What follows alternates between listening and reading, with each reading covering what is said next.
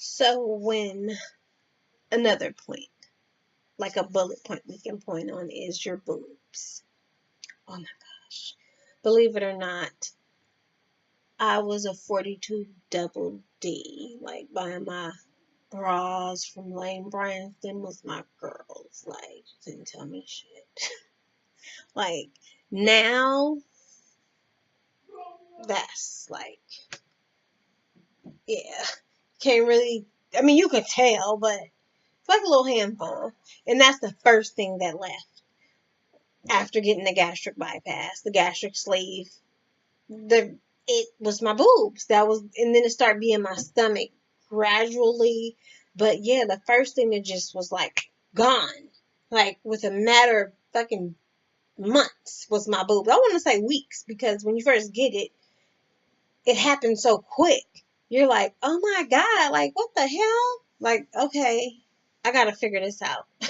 So that was like, again, a mental thing that I had to deal with, of losing my boobs and getting introduced to the saggy skin and having them just bloop. And they were like, boop. Now they're like, bloop. So had to start all over with that. Sports bras. Um, I like to wear, padded bras. I will buy a padded bra. That's the only bras that I wear, is padded bras. That's the only one that I will put on it. I wouldn't do anything else because, again, the flabby skin. Um, Arms. My arms used to be like worse than this. It was like a lot of excess skin. Again, that's another, blog I can do to let you know. You will get that. I know some exercises, and I know people had the neck. That was I have it, but you can't see it. Like if I'm pulling on it, I'm showing you guys like, oh, here's the extra skin. But if I'm, just sitting like literally talking to you, you cannot, see it at all. But I do exercises, and it was a lady that had the gastric bypass that I was working with, and I asked her like, how do you keep your neck? Because you see, sometimes you see people that had the gastric bypass and have that little chicken flab, right? So she told me to do like 50 neck exercises a day. And that's just sitting in a chair, like with your posture at, on point. And then you lift your head up just a little bit. And then and that's kind of pulling it. And you do 50 a day. And then again, 50 a day. So that kept me from all the loose skin that you would usually see somebody else have. I think that's very important, because you don't want to have a small face and then, my face has always kind of been a little fatter than this. It's always been chubby.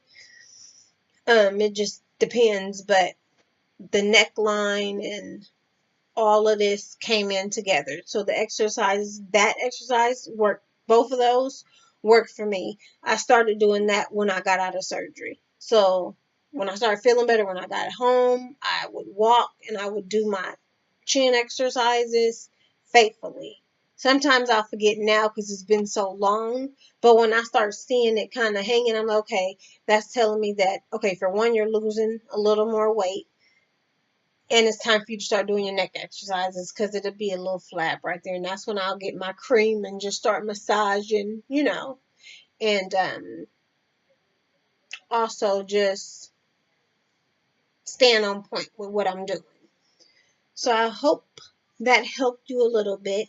Don't be discouraged, because this blog is really for the people that's about to go in.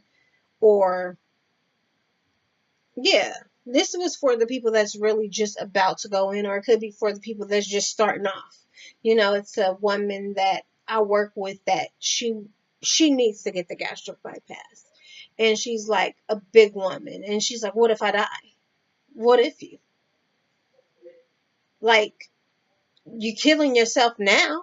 So what the fucking difference does it make? Go get some help. And your doctor already approved the shit and you just don't want to do it because you're scared? Oh, well, my husband,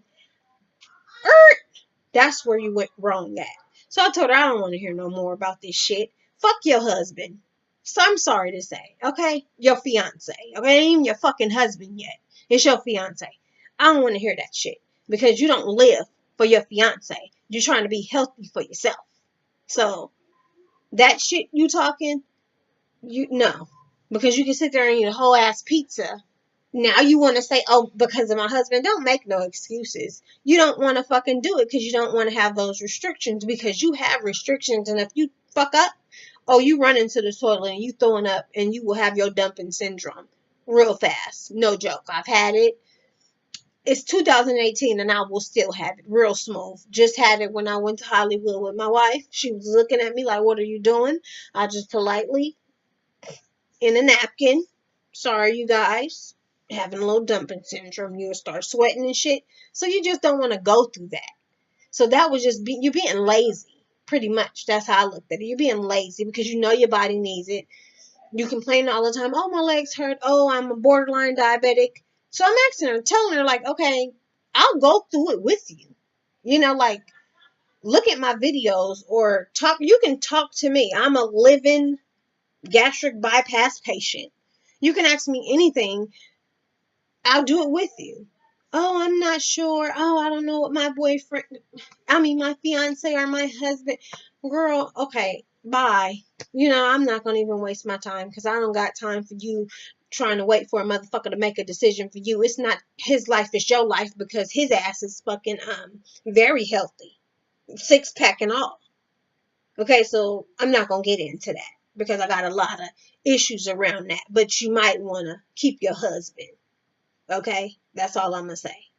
So you might want to do the work on yourself, because wondering eyes, okay? Wondering motherfucking eyes. So that's the end of this. And love yourself from the inside out. Take your vitamins. Pray. Do not be afraid to get it. If your heart, your mind, and your body, and your spirit, and your soul is telling you to get the gastric bypass, you do it. And you do it for you. You don't do it for a man, or you don't do it for a woman. You do it because you want to do it. You're not doing it because you want to be cute. Don't do that shit because you want to be cute. Because you will be cute, bitch, and you will have gained that weight back within a year, I promise you. I've seen the girl that me and her went in the same fucking day. And we got the gastric bypass the same day. She was a little sick, I noticed, because we stayed by each other. And she gained the weight back. But I can't say why she gained the weight back. It could have been problems, or she didn't follow through with some stuff. I don't know. But I know that to each his own. And I wish everybody the best. And everybody's going to go through a different journey in life. That's why I'm saying, if you feel like you are like in hell, ask your doctor, ask your surgeon, give me medicine. I don't feel good. Let somebody know. Don't sit there and be in pain. Because you don't have to be in pain. Take your pain medicine. Take your vitamins. Take your water. And drink your water. If you can't even eat, drink your water. Drink your, the baby food that they supply, they tell you to get. Suck on your popsicles. Make sure you get your fluids in so you won't be at the hospital dehydrated.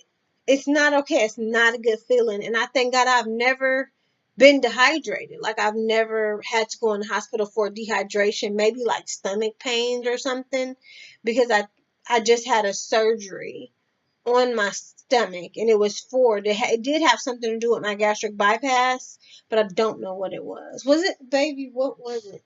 Was it a split or something? It was. Okay, so it was a tear, and they had to fix it. You know me. I'm like, can you tighten my stomach up, doc?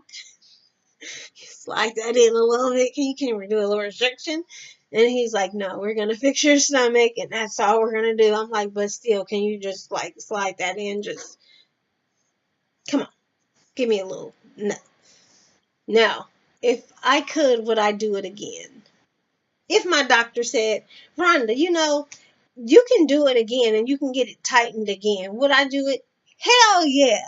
Hell yeah, I would do it again. You damn right.